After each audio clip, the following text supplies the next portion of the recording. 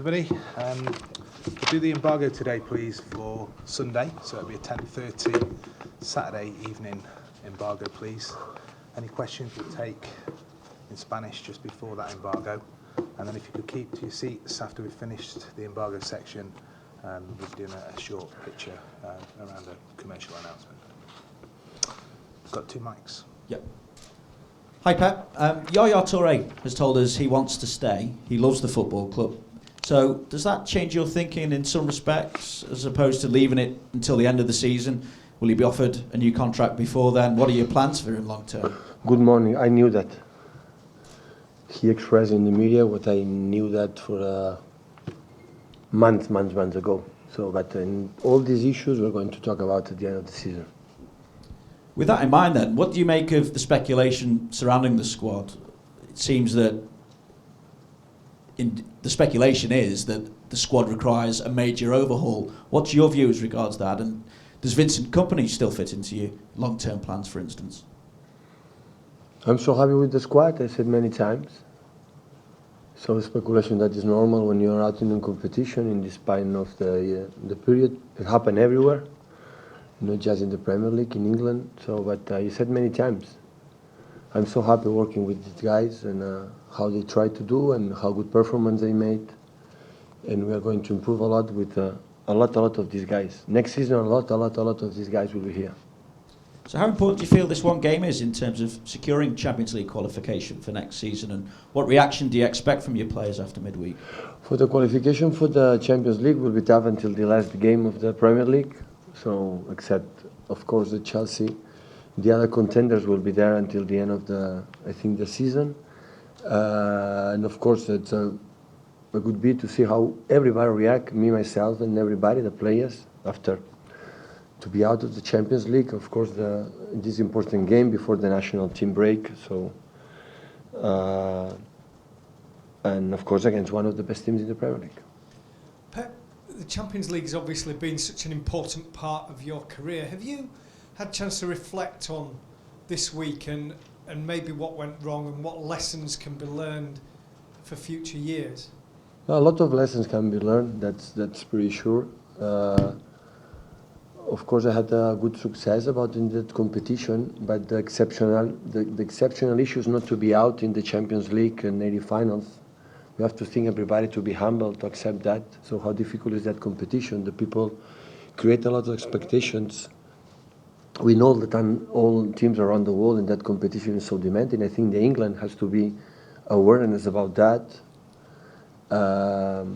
But a lot of players, the first time they play in that competition, and they will learn, we will learn about, for the next season we'll be stronger, I think, in that terms. We were close to be qualified, so at the end we scored 6 goals. Of course we conceded 6 goals, and when that's happening it's so complicated. Most of the goals, it was our mistakes, that it happened many times in that season. And I think that is going to happen less in the next season. Hopefully we will learn. But I don't have too many regrets about how we compete, except the first half there. The people can believe we were there defending a result. It's the only thing I could not, I didn't want it, but that's happened because the opening was good. And of course we started the first 6-7 minutes, we were really well. And after the goal we concede, sometimes it's not difficult, the Champions League controlled the motion. In the second half, we show what we wanted from the beginning, but it's always impossible to dominate 90 minutes in a game like away. In the second round, the Champions League, you cannot do the same we did in the second half, but we have to avoid to be 42 minutes or 40 minutes playing like we play in the first half. That's why we are out.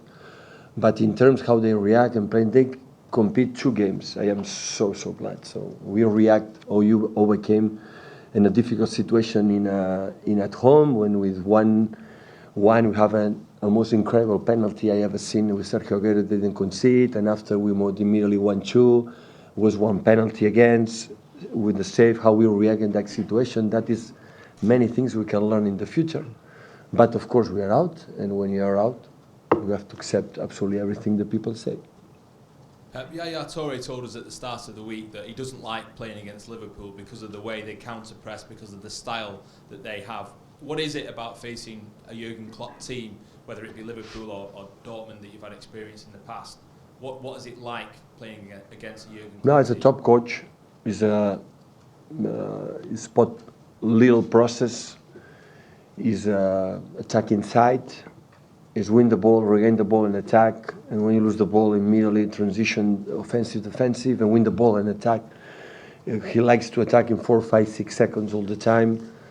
And the teams, when you want to attack, they feel comfortable. When the teams where they defend a lot of deep, sometimes they have more problems. But it's a top team, a top trainer. Respect a lot. Huge talent players, English players and foreign players there. So I think it's a really good team. Good test because against I think the best teams in the Premier League in terms of the clubs. They are now on top in the league. They make a good results. So tough game. Yeah, you talked about the record there against top 6 sides. Does that almost make them the most dangerous opponents in the league, Liverpool? But if you see in terms of the results until now, yes. But it's a one new game and everything can happen. Just down the front here, please. Pep, sorry, because you mentioned conceding 6 goals against Monaco, and you talked about how dangerous they are, Liverpool in attack. So will you have any plans to change in defense, or maybe be more defensive against them? No. Again, we have to try. Of course, we have to defend better, but I think in the 10 minutes and 12, 15 minutes, the second half in our game in Monaco, we create 5 chances, and a few teams can do that in Europe. And chances arrive in the byline, it's just one pass, you score a goal, and we miss those chances. And we create, that's happened a lot of times. And when I said when we miss this kind of chances, that create the problems after in back. And when you are safe back, you're more safer in the chances. But maybe, for example, in the second half in Monaco, how many chances Monaco they create? 0. The goal, okay? Set pieces, the goal. No else. So in the first half, the 3 times they score a goal, they score a goal. So the problem was in Monaco, in the first half we didn't create. That is what I am most worried the most, not because of the chances. I told the season was like this. So they create chances, not too much, they score goals. But in the last games in the Premier League, we concede few. So Middlesbrough was 1 set pieces again, 1 corner in the first half, 1-0, no more. Against the Stoke City, no chance, no chance. So 0. So we were so stable. But in Europe, against the best team in the world, and scoring goals in that season like Monaco, because it's not against us, it's all the team around the world, we knew that they were going to create the chances. When surprised the second half, they didn't create it. I knew that it would happen. That's why I tried to put in my mind, in the heart of my players, we have to attack. And in the first half, didn't happen. That's why the gap between the first and the second half was so big. That's why we were out. Because in that competition, you can be 10 and 15 and 20 minutes, a little bit, suffer. It's impossible. It doesn't matter the teams. You put the teams in 80 finals now, and I cannot imagine to playing against them, you don't suffer 50, 20 minutes. But it was quite long. It was 40 minutes. In the terms we didn't create. It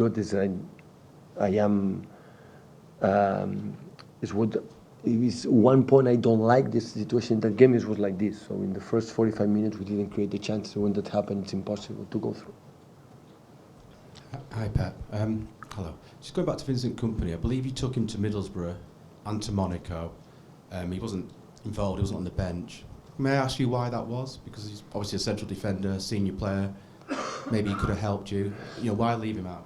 No, the reason why it was is because they didn't play games because he was injured, and put it in the field in maybe 20 minutes or 15 minutes, because I know after 2-1 I thought about that. Maybe we need the last minutes against tall players like Monaco, put it on the field to defend this kind of situation, but it was long time injured, and sometimes arrive as injured again. I take that risk. I would have been more safer, more sure. Now maybe it's going to go to the national team and he can play minutes. I wanted to be sure he can compete from the beginning. Don't waste one game, one change, because he cannot play 90 minutes or want to play the last 50, 20 minutes, or maybe he's injured again, and that's why I would like a little more time to be sure. But of course we're so happy he's fit, and of course at the end of the season, when I concerned, because this is the case. So Nico played amazing against Middlesbrough, and all the games he played, he didn't play the last game. So in that terms, all 3, the rotation, and we're happy that Bini is again there. Hi Pep, just on that, I don't see you. I'm here, right. Sorry. Just on that, is there a chance of Vincent coming back into the team and to become a regular member of the team once again? Yeah, it was our desire from the beginning of the season, but it happened the same for the last season. He was not fit. And of course, there are a lot of process, a lot of works, and a lot of do was not involved. And sometimes you need to see, he understand that, to do that, and to be involved. But the first step, I said many times, is to be fit to make a training session. In the last 2 weeks, he's there. Pep, you said a few weeks ago that there was no way you could make the number of changes that perhaps you needed to last summer because you can't do that all in one summer. Does that not still apply this summer? Yeah. For instance, the people make a report about the people, all the people say about our performance, about performance in Monaco, and the people said we're going to change 12 or 13 players. I'm going to assure you, it's impossible today to do that. So you have to be a little bit more responsible. You have to imagine a club, 13 players, like you, they have a contract and maybe have to pay that distance. Go there to pay their salaries and spend 40, 50 millions every player. So we're going to spend 500 or 600 million pounds. It's impossible. For instance, we're going to buy, we're going to try to improve the team, but improve what we can, it's possible in the market in the way you can do so. And because most of the players, the basis is perfect, it's done. So John Stones next season will be better player. The next month or month and a half, John make a step forward, a huge step forward. It's the best John Stones I've ever seen, but the next season will be better because he's so young. He's the first year go to Europe to play in No Camp in these kind of stages. And the people believe, come here, you put it in the field in one team competing, now he's going to play well. Need the process and need time to build and to be settled. But I am delighted his performance and how good will be for your national team in the future. I am pretty sure of that, how important will be. And of course, but make a mistake, but part is the process. I didn't see never a central defender with 10 to 21 years go in 80 finals or quarterfinals or semifinals or play in the biggest stages and don't make mistakes. It's impossible. We have to create a good environment to him to get him better, to help him. I'm talking about John Stones and all the other examples, sorry. I take your point on John Stones, but you've got, for instance, 3 fullbacks who are out of contract. You've got Vincent Kompany, a centre-back, who for 3 years now hasn't been able to play. That could mean 3 changes to your back 4. It's incredibly rare that a manager would ever do that in one summer and it to actually work. Yeah. That's a major challenge facing you. Yeah, that's true. But that's why we're here, we're going to try. But that doesn't mean that all the fullbacks in the contract, they're going, all of them leave. Some of them maybe is going to stay. So we're going to do what you can do, but knowing that a lot of players, when talking, I don't know the average, but a lot of players are going to stay next season here to help us, but we believe in them. But they did really well. So I remember performance against Barcelona, against Monaco here, the second half in Monaco. And we are not a team like we show all the season, but that is not Monaco game. All the season we are not a team to stay 90 minutes a stable team. We are not, but we are new in many, many things, in the way we want to play. And a lot of players, they are new in the playing Champions League. Sterling is the second year, but the last year played few in the Champions League, a few minutes. So it's the first year, almost the first year. Sané is the first time playing the bigger stages. And the people believe we arrive here, we are going to. We were there, so close to qualify, because maybe we score a goal, Leroy, with 2-1s, but that should be the 2-2, because we create 4 chances before to make 1 goal. So, but that is a process that I understand that people cannot understand, because in the big clubs, when Chelsea is going to play the next season the Champions League, or Tottenham when is going to play, or we, or United, the teams, they are going to demanding to be there, and to win the Champions League. But that competition shown in the last 50, 20 years, especially for the English teams, especially for not, except Barcelona, Madrid, and the other one, so it's so difficult to win that competition. But of course, you have to improve, to try for the next season to be better in that competition, to be more stable. The chances we create, score more goals, and we create the few chances we concede, try to defend better. And of course our boxes, it's our big gap to improve for the next season. Pep, what's the chairman's reaction been to Wednesday's exit? And do you get Chairman? Yeah. I received a text message the day after. And what was the reaction from him? What do you believe? Well, obviously disappointed. He preferred to be in the Champions League, was not there, but he always had close. I never, few times in my careers, I felt with Joan Laporta, my old president, so always I feel, always he's there, so close to the team, so close to me. But he knows, I know better than him how it works, that world. So when that happened, result that happened, so always we're going to take decisions. But always I feel, even in that season, in the good moments, the bad moments, especially in the bad moments, I realize his reaction. I'm really impressed. That's why I appreciate it a lot. I was going to say, do you think this setback makes him and the rest of the sort of hierarchy of the club realise that there's a need to strengthen this squad? No. Had you gone through that, it may have masked that situation, but going out, it kind of brings it to the fore, doesn't it? That you need to strengthen this squad considerably. In the summer. But except one team who maybe wins, the other team they're going to lose. And all the managers and directors sportive and the managers, they want to improve and strength and getting better.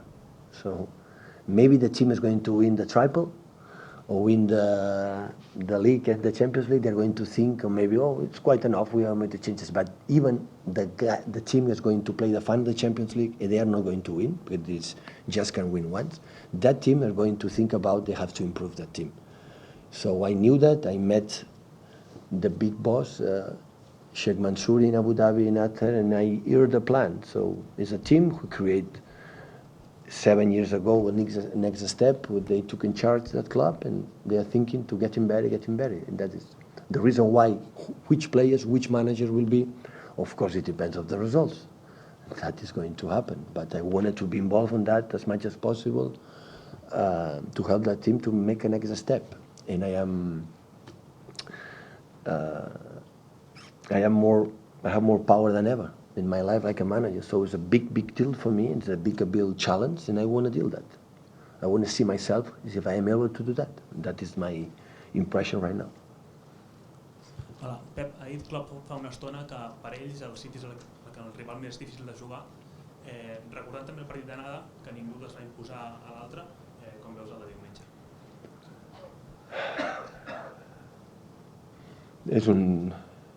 Puc dir quasi bé el mateix, és dels rivals més durs que ho vam enfrontar.